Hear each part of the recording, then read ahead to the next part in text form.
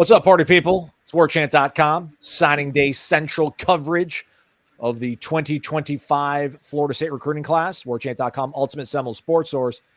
Again, hope you took advantage of that 150 deal. If you didn't, it's okay. Still love you. Just hit the thumbs up, right, Michael? That'd be cool. They can hit the thumbs up. You got it every time. Hit the like button, guys. It helps us promote a lot of these features, and certainly when you get good news, because anytime you get a signing, it's exciting, and certainly we love when you do that. We don't ask a lot; it's free, it's easy, so do it. Quarterback of the future, Matt Lasser. We're going to go to the Lone Star State. Florida State took part in Flipsgiving kind of early-ish with this one. Longtime Oklahoma commit out of the Denton Geyer High School. You can give us a lot of lowdown on that. Kevin Sperry in the fold for Florida State, the quarterback of this signing class, 6'1", 200 pounds. Industry 3-star, 4-star on some other networks. We've got him listed as the number 43 quarterback in this signing class. What kind of dude is this Kevin Sperry? How did this recruitment all kind of come about? Caught guys like me that are not at the forefront of paying attention to everything that you and Michael write really by surprise, but he obviously had a relationship that preceded the last few months here when it comes to Florida State. Well, it actually really caught all of us off guard. I don't think any of us were really expecting it to come, at least when it did. Maybe if you gave us a day, we could probably see it coming. But when it came right after the Carter Smith was probably going to Wisconsin news dropped, we were all surprised.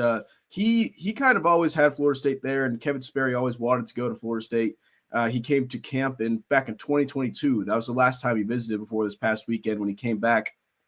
Again, it was really that relationship with Tokars that he kept, and I think once Tokars gave him the green light, Oklahoma's OC had just gotten fired as well. So all those dominoes that kind of fell led directly to him, and it was kind of a match made right there for him. And Denton Geyer is a really good program I'm from Denton County, so it's from my area. To tell you, you got Jackson Arnold was the quarterback there before as well. He former 5-star. So,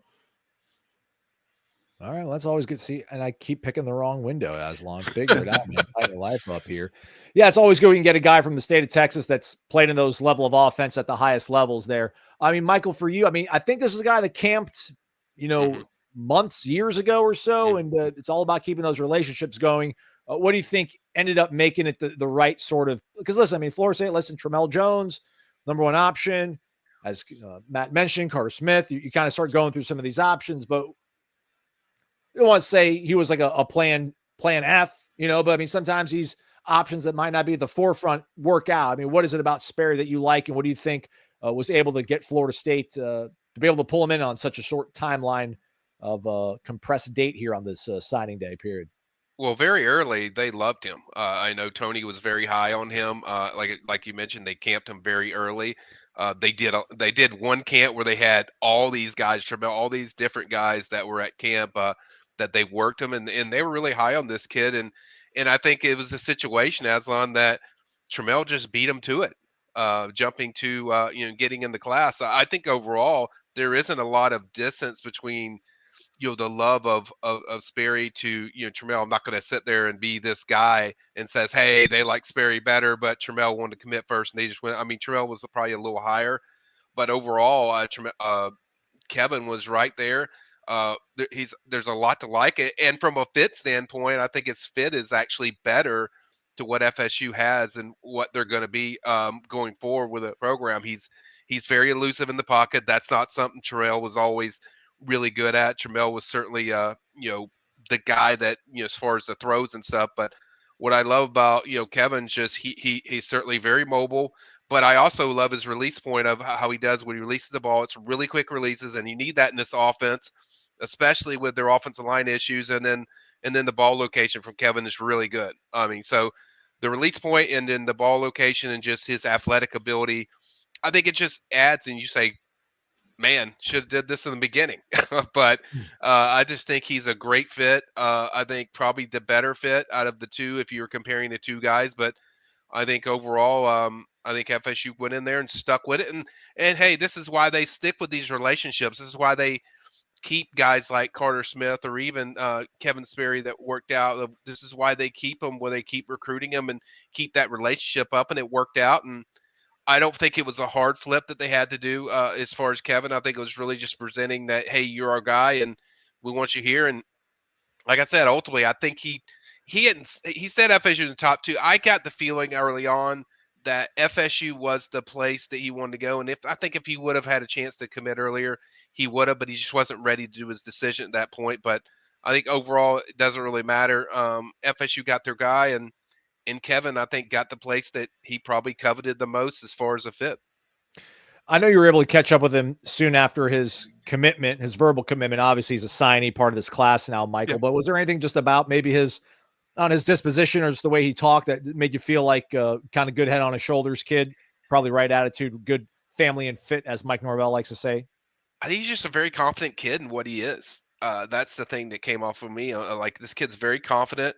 You know what he does. He's a kid that, for those that don't know, he started out as a running back until like the 8th grade, and that's why he's so good. Obviously, running and reading the vision and all that stuff you see with the running stuff. But then just really grew as a quarterback. But I just think he's a guy that brings a lot of, I don't want to say swagger, but a lot of extreme confidence in what his skill set is, but also, you know, a guy that's a sponge that soaks up stuff that he can do better. I know Kevin's mentioned to me when I've talked to him, you know, over the time, even back in the summer camp, that, you know, he really honed in on the stuff that Tony was telling him that, you know, he wanted to get a little better.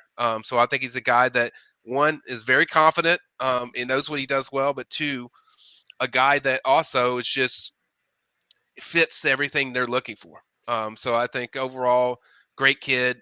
He's going to be very good in that locker room. He's going to be a guy that certainly will connect with all the players. Matt, I know you're all about the camp circuit and things like that. Did Sperry, was he ever part of the circuits, whether it's Elite 11 or just kind of regional camps, and any accolades that he has from that should make Florida State fans feel heartened by his presence in the program? I think he was. Yeah, he was an Elite 11 finalist. I don't think he was on that final list like Trammell was, like of the 11, but he was there at that camp in LA. I don't really know what his superlative was or anything, so I know On3 does that. I'm not exactly sure of that.